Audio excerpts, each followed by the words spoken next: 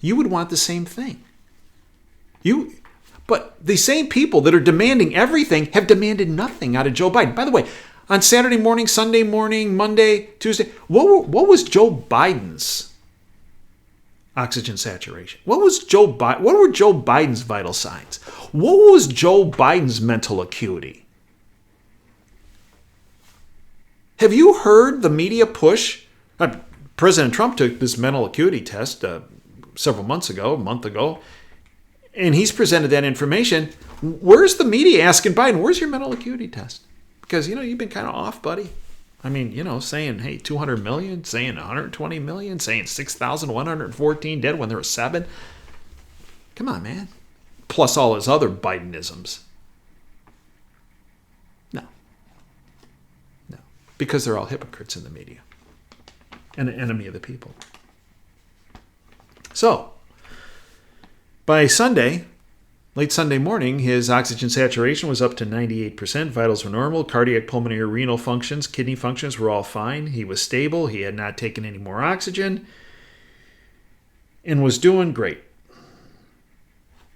He released a video about 5:15. Our radio show ended at 5. I was happy he waited until after. It was nice that we could watch it until he released it after our show was done. 5:15. 5:30. He decides he's going to, he was sending candy out the night before to people that were sitting out there outside of Walter Reed supporting him. He sent a bunch of pizzas, dozens and dozens of pizzas of people out there. And then he decided to take a car ride. Oh, my goodness, you'd think the world caved in, didn't you? Donald Trump took a car ride in his protected limo, protected SUV. Windows up, mask on. The other people in the car had PPE on. Gloves, masks, gowns. The guy's afebrile. He has vitals are normal. He has no symptoms. He's on treatment. He's on room air. He's doing great. If he didn't go out, the media would have been, what a slob. He has people out there praying for him. He has people out there cheering for him. He just stays in there. He hunkers down in the bunker. Who does that sound like? Sounds like Joe Biden hanging in his basement, right? Only there are no people waiting for him to come out. That's the difference. And then they said, well, he put the Secret Service in harm's way. Okay. All right. As was pointed out by Ryan Savadra from Daily Wire, the same people who promoted the, quote, defund and dissolve the police, end quote, movement because, quote, all cops are, let's say, bad, are now suddenly super concerned about the well-being of Secret Service agents. Yeah.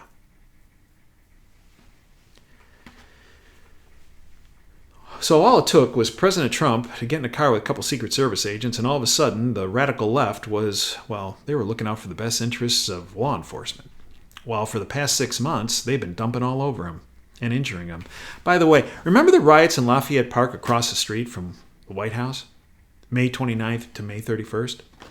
Those same people are saying, oh, it's terrible he took a car ride, put those Secret Service agents in harm's way. By the way, between May 29th and May 31st, the peaceful protesters, rioters, looters, arsonists that set the president's church on fire across the street in Lafayette Park, yeah, those guys, those folks, those beautiful people. Yeah, those are the same people saying about putting Secret Service in harm's way. How terrible. 60 Secret Service agents and officers were injured by the peaceful protesters. And from May through September, the police had to be defunded. They had to be dissolved. They were all pigs. But here's what has been pointed out. The reason why the left and the Biden supporters are so mad about that car ride is it because it proved all of their anonymous sources that were saying that the president was going to die and was in critical condition proved all their sources to be bogus. I have had the pleasure and honor to know a number of Secret Service agents, a number of whom have worked on presidential detail. And let me give you a little... it's been said that, well, he was in a hermetically sealed car, and all those people were in harm's way. A couple things. As was pointed out by Dr. Conley in his Monday late afternoon press conference, that anything the president did while he was at Walter Reed, the medical team had discussed. Okay? The Secret Service agents were all in PPE in the car. As far as this hermetically sealed car, according to my sources in the Secret Service, it's not hermetically sealed at all times. And in fact, there is a flow of air. Now, what they say is that there is a multi-level filtration system that brings fresh air into the car. But if it has to be, it can be hermetically sealed. People are saying, well, the driver was driving with a mask on, and, well, the president could have exposed him. Okay. Between the driver and the back seat, there's glass. Yeah.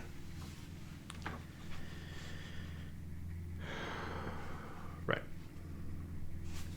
So their outrage about the drive was because he was showing he was doing well. He wasn't dying. Isn't that sick? That he wasn't dying. That he was doing well. And he was showing his appreciation to the public. And then on Monday at 2:40 in the afternoon, the president had the audacity to tweet, quote, "I will be leaving the great Walter Reed Medical Center today at 6:30 p.m. Feeling really good. Don't be afraid of COVID. Don't let it dominate your life. We've developed, under the Trump administration, some really great drugs and knowledge. I feel better than I did 20 years ago." Oh, did you hear it? Did you? Right outside the window. Oh, you can still, wait. It's been a long time since he made that statement. Listen, you can still hear him. You can still hear him yelling. Oh, screaming. Actually, maybe even clawing at the window. They hate it that I do these in the People's Republic of Ann Arbor. What was interesting is that even before the "I'm leaving and I'm going home" on Monday afternoon, and even before the car ride, there were many people that were shocked at people on the left and the deep state's response to the president getting COVID. I wasn't. I don't think you were either. I mean, these are the same people that lied to the American public for 3.5 years about the fake Russian hoax. That allowed China to cover up what they were doing with COVID when they launched at the similar time the impeachment hoax. These are the same people that illegally surveilled millions of Americans to use to blackmail and bribe and to coerce and to control through Obama, Brennan, Clapper, Biden, Mueller, Comey. We've talked about that at length. So some of these reactions. Quote about the president and first lady getting it. This is some Twitter. Quote, "I hope they die." End quote. Trump's critics celebrate news of COVID-19 diagnosis for the president and first lady. Went on, self-styled journalists and politicians tweeted crude jokes or even went so far as to claim they were praying for both the president and the first lady to succumb to their infections. Quote, "Full offense, I hope Donald Trump dies." Quote, "I hope Trump dies ASAP." Quote, "I guess this means I need to hope harder Trump dies slowly and painfully." Quote, "I hope you get a mutation of the virus that makes your rear end fall off." Chris Rock on Saturday Night Live this past Saturday. "President Trump is in the hospital with COVID. I'm praying for COVID."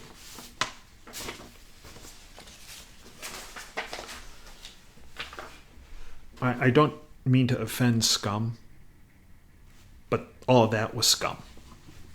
And let me add another scum. There was a doc on Twitter by the name of Dalla, and tweeted the following, quote, "The doctor in me wishes him a swift, uneventful, and full recovery." Okay, good. But that B on my other shoulder, whoa, she has some different thoughts. Okay. I saw that and I tweeted back, "Wow, I've had the privilege to practice medicine for over 32 years. Never have I ever had a bee on my shoulder seemingly wishing harm to another person. I suggest it is time for you to hang up the white coat. You are a harm to the practice of medicine and society." Well, that took off. Got to the point where she not only blocked me, but she shut her Twitter account down. And are you aware of this piece of information? They're all saying, well, this all happened at the Amy Coney Barrett event. Well, makes you wonder why all the Republicans got it, and why makes you wonder. But then remember, the debate was this past Tuesday night. You aware of this? This is from Town Hall. Reported this. Officials for the city of Cleveland, where the debate was, said 11 cases of the Wuhan coronavirus could be traced back to the September 29th presidential debate. Do you think maybe the reason why the left is making such a big deal about the Amy Coney Barrett nomination, which was a ceremony which was held outside, because they're trying to divert your attention for what really potentially happened? There might have been some contamination in there, but less likely in the White House, but still could happen. But maybe they doth protest too much about that ceremony, and they're trying to divert your attention from Cleveland. Officials for the city of Cleveland said 11 cases of the Wuhan coronavirus could be traced back to the September 29th presidential debate. You heard that before? The cases were a result of debate pre-planning and setup, with a majority of cases impacting out-of-state travelers, particularly debate organizers and members of the media. Huh. Wow. Interesting, huh? And then we had the great, I use that term facetiously, Acosta from CNN. When President Trump, look, the guy had been running a fever on Friday. He had had some coughing. Dr. Sean Conley stated that they had given him a little bit of oxygen while he was at the White House. He had chills and a bit of runny nose, and they were sending him to Walter Reed, and he walked out like a champ under his own power to that helicopter, the Marine One. And what was Acosta's comment? As opposed to, "Our thoughts and prayers are with the President and the First Lady. We might have had some disagreements, but we wish him the best." Here's what he tweeted. Trump, not President Trump, Trump did not stop for questions. To that, which also took off, was what I said to Acosta on Twitter. "You ignorant, self-absorbed, deep state hack. President Trump is ill. It was amazing he walked under his own power to Marine One. If he would have stopped, you would have accused him of assault and trying to give you the China virus. Acosta, crawl back in your hole." Yeah. What a scum. The other thing they've been doing is they've been saying, people on the left, well, he deserved to get this because, well, he just didn't do anything about this, and he downplayed it, and he just, well, really? Because that doesn't have any basis in fact. Let's talk about it. I want to go through the list. I did this on our Sunday radio show. I want to do it again for you because it's really important, and I want you to share this. They say the radical left, he downplayed it. Biden, he downplayed. By the way, everything Joe Biden has said that he would do, what little he said he would do, President Trump has already done it times 100 times more than anything Biden has even suggested. And he's acting like, hey, it's new news. Look what I'm doing. I mean, I'm Joe Biden. I thought it's, for a plagiarist, what do you expect? Serial plagiarist, excuse me. Yeah. But let's talk about what President Trump, has done. First of all, in January 2020, he stopped travel from China and then Europe. When he did that, he caught a lot of grief. In fact, Fauci has said, well, a number of us, including me, Fauci told him not to do that, but he did it. And it's a good thing he did it because, well, it saved many lives. And in fact, people believe it saved potentially several million lives, him shutting it down. But his advisors were telling him, I don't think I'd do that. I think that's a step too far. And when he did it, there were only a couple reported cases of COVID in the state of Washington. And he shut it down. And then he shut down travel from Europe. Joe Biden, when he did that, claimed Trump was a xenophobe, that he was acting against the Chinese. He's a xenophobe. No, Joe. No, he did what was right. He showed leadership while you hid in your basement and spewed garbage that would have killed potentially millions of more Americans. What else did President Trump do? He overhauled, in a very short period of time, the CDC, the NIH, and the FDA to address the issue at hand.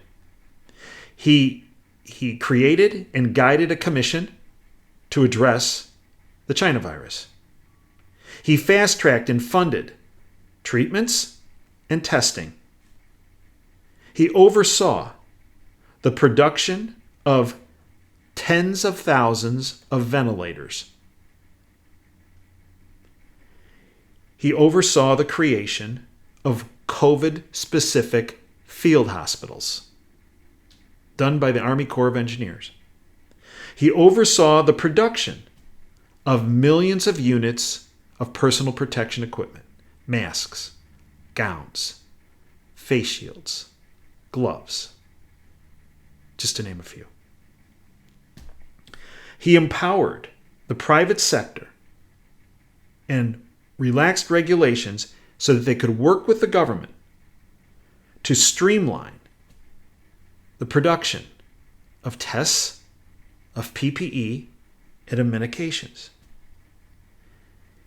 He rebuilt and updated the national stockpile of PPE and drugs that Joe Biden and Barack Obama had left the cupboard empty on.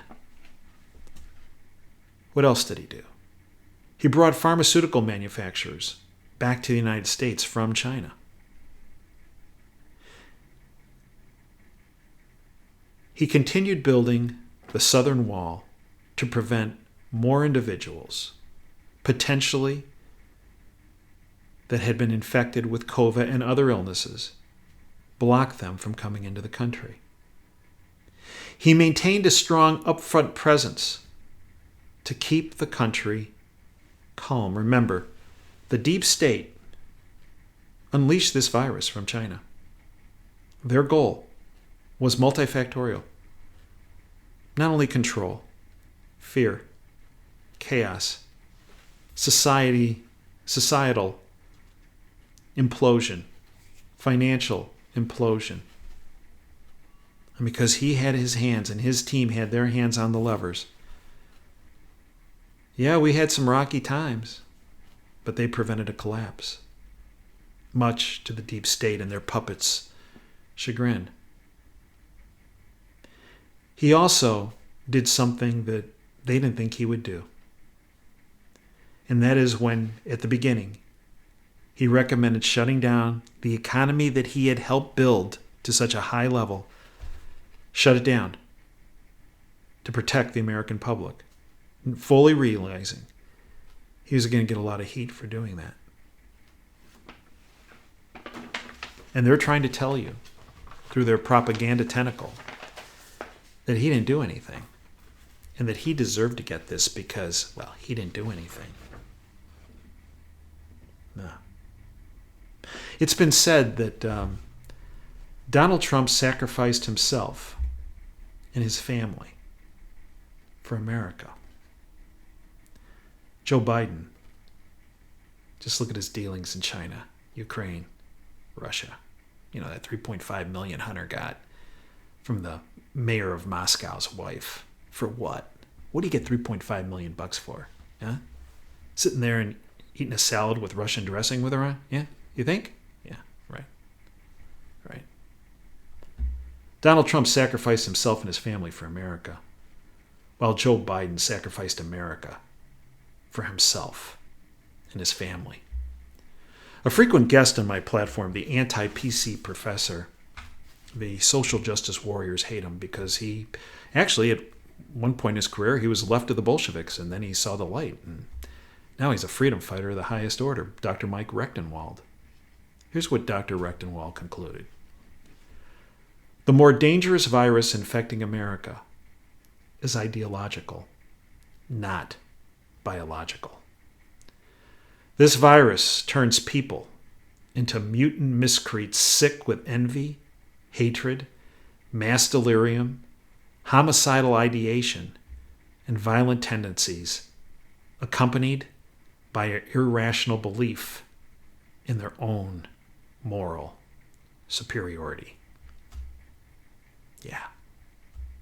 Dr. Rechtenwald hit the nail right on the head. We have an election coming up November 3rd. If President Trump does not win re-election, it's not his fault. It's our fault. It's because we didn't vote.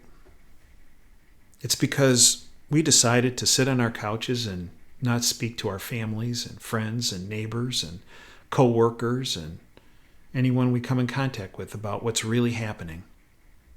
It's a tough thing to do. But it's not as tough as doing what President Trump's doing and what he and his wife and his family have sacrificed. If the boss could deal with COVID the way he's dealt with it, all of us can surely get off the couch and educate and empower as many people as we come in contact with the facts and not the propaganda spewed by the deep state's bought-off lamestream fake media. I thank you for your time. I hope you join us on Sundays 2 to 5 Eastern. I hope you become a subscriber to our platform, davejanda.com. Extra shows, extra content, all the archives to our shows, all available for a reasonable, very reasonable, biggest bang for the buck in all of the internet, $9 a month. Sign up for a month. If you don't like it, get rid of it, but not sure why you would. Because the information that we provide, the analysis, the guests, you will get nowhere else. Until next time, Dave Janda signing off. Dream big and dare to fail. Thanks for your time today.